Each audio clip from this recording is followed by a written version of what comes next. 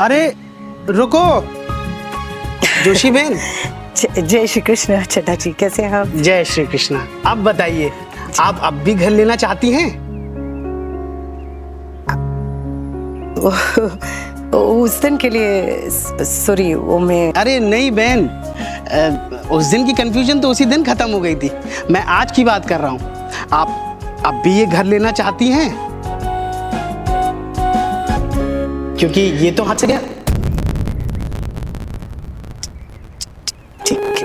हाँ, वो उस दिन मिसेस जोशी मिली थी ना, उन्होंने टोकन दे दिया। अब तो पेपर साइन करना बाकी रह गया।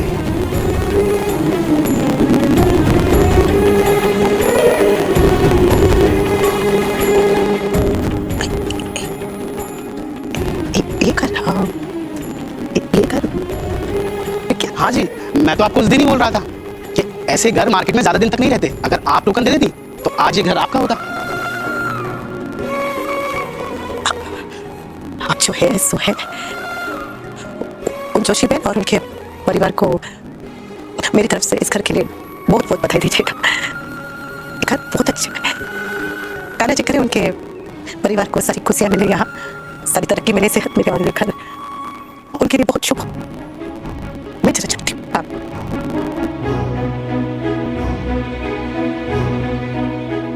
तो पढ़ने अनुपमा गधेड़ी छे टोकन देने तक के पैसे भी है, और घर पे अपना नाम लिखने भी है। सपनों की दुनिया में जीना छोड़ा अनुपमा, वो खत तेरे नसीब में ही नहीं था, लेकिन आज प्रेरणा की शादी देखना तेरे नसीब में है। कम से कम ये सपना तो सच हो रहा है, उसकी खुशी मना।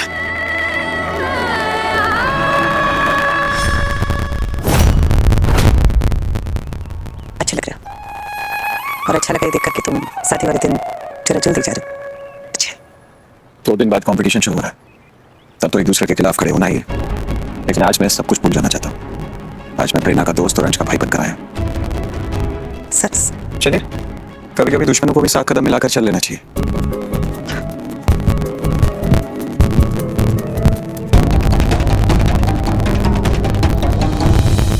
अपने बकुड़े की शादी में मुझे तो बेस्ट लगना ही है।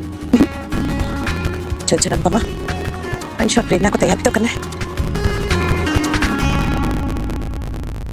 अनुपमा जी, अंश बुला रहा है। मेरा प्यारी हीरा तू जुग जुग जी। अनुमा, एक बार ये ज्वेलरी चूज करवा दीजिए ना। अनुपमा जी, अंश बुला रहा है। आई आई। ऐसी ही वीडियोस के लिए हमारे चैनल को सब्सक्राइब करें। अरे भाई, हम लड़के वाले। Finger on your lips. जो आगे श्रीमान। बस एक आप ही तो सुनते हैं मेरी श्रीमान, वरना ये सारे बच्चे सुबह से इन्हें एक ही काम दिया था कि घराती बाराती डिसाइड कर लो, लेकिन इन्होंने अब तक ये नहीं किया। अब जो मैं बोलूंगी वही करना पड़ेगा। अच्छा ठीक है, बस आप अनुमा हमें बताइए हम क्या करें। एक मिनट, ये मटकी मैंने यहाँ पर ऐसे ही नहीं रखी है। इसमें घराती बाराती यानी कि लड़के वाले और लड़की वाले दोनों के बराबर बराबर बैच है। तुम सभी को कान्हा जी का नाम लेकर इसमें से एक एक बैच निकालना है। अब जिसके हिस्से में जो आया वो चलो। अच्छा, मैं पहले से बता देती हूँ कि मैं लड़का और लड़की दोनों की तरफ से हूँ। हाँ, नॉट फेयर, ये चीटिंग है। बिल्कुल चीटिंग है, सरासर चीटिंग है। अरे चीटिंग कैसे? अंश मेरा बकुड़ा है और प्रेरणा की मैं मासी हूँ, तो मेरा तो बनता है ना बापूजी? चलो मान लिया, तेरा बनता है। मैं तो रेडी। अब तुम लोगों की बारी।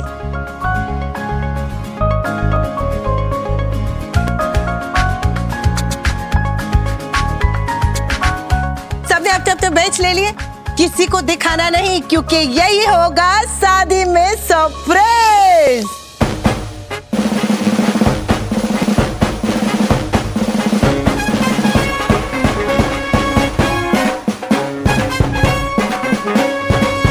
बस हमें बारात लेट करने का बिल्कुल शौक नहीं है, इसलिए राही बेटा जल्दी से तुम वरघोड़ों की रस्म कर दो। ये क्या होता है? कहते हैं कि सिक्कों की खनक से बुरी नजर और बुरी आत्माएं डर के दूर भागती हैं, और ये रस्म बहनें अपने उस भाई के लिए करती हैं जो दूल्हा बना हुआ है, ताकि सारी बुरी नजरें भी टल जाएं और अपने भाई को ये भी याद दिला दे कि भाभी के आने के बाद अपनी बहनों को भूलना मत। समझी? और ऐसा कभी भी नहीं होगा। ओके? जानते हैं बेटा, लेकिन रस्म तो करनी होगी ना।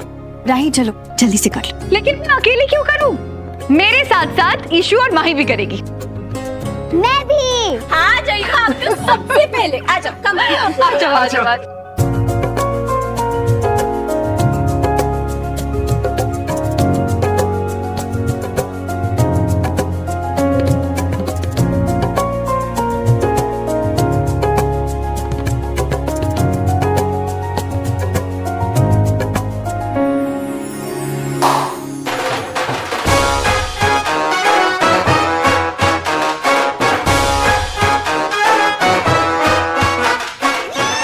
बारात आ गई।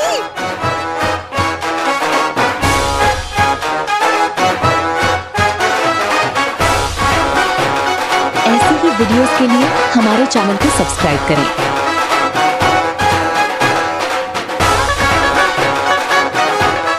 अरे अनुपमा, तू तो लड़की वाले और लड़के वाले दोनों की तरफ से है, तो जाके बारात में डांस कर।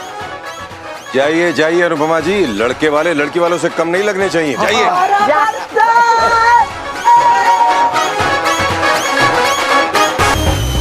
बस बेटे को दुल्हा बने देखा और माँ खुशी में अपने शरीर की थकान दर्द सब भूल गई।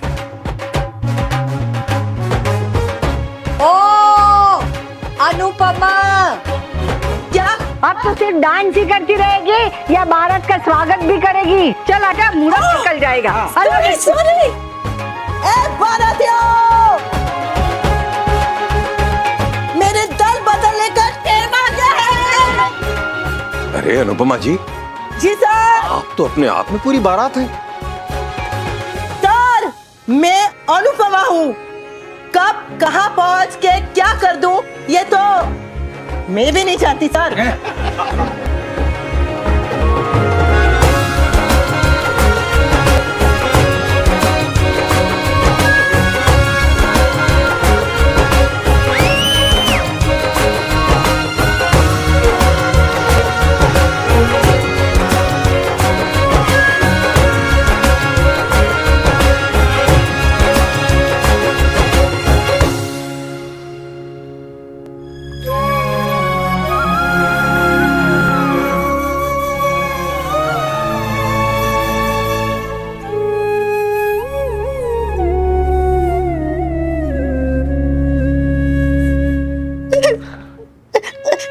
बस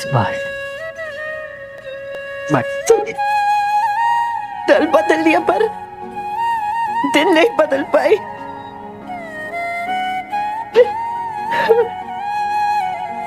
रपकुड़ा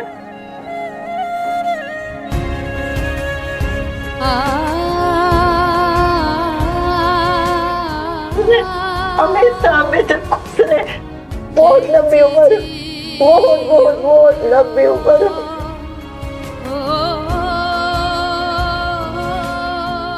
sorry sorry sorry sorry. अनुमा, Anupama, I hate tears.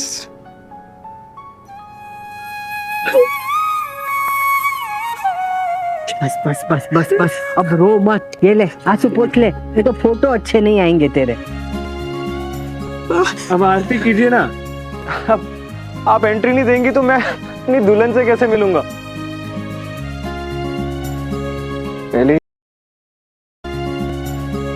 पहले इस शादी में बहुत प्रॉब्लम्स आई हैं। ईशानी फोटो पढ़ लीजिए माँ।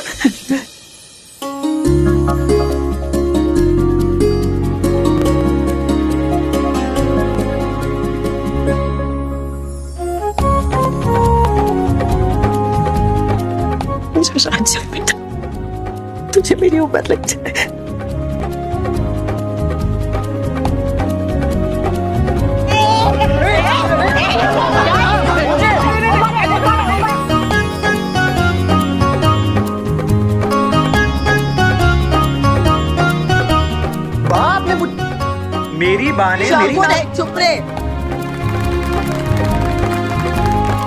अब पधारिए दूल्हे राजा। आओ। अंश को कंधे पर मैं लेकर जाऊंगा।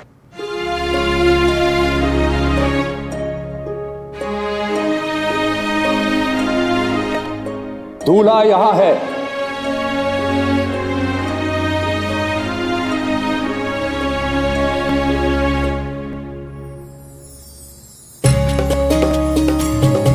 चलिए जी।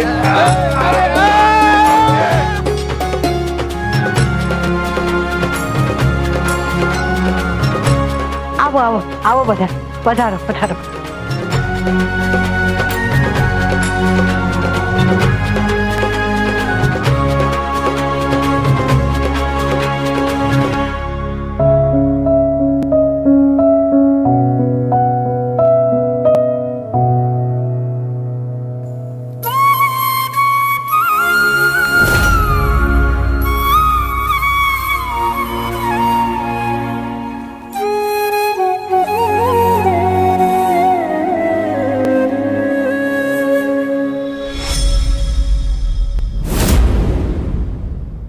वैसे अभी भी कोई ताना देना बाकी है या मैं अंदर जाऊं? आज ताने देने का मूड नहीं।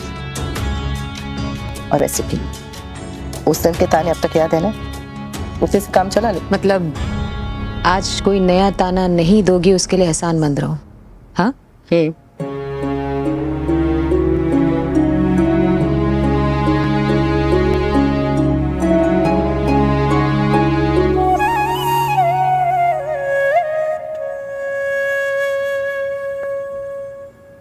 आ जाता, हरक पदूड़ी खुद ही चली आई। दुल्हन है बा, और क्या?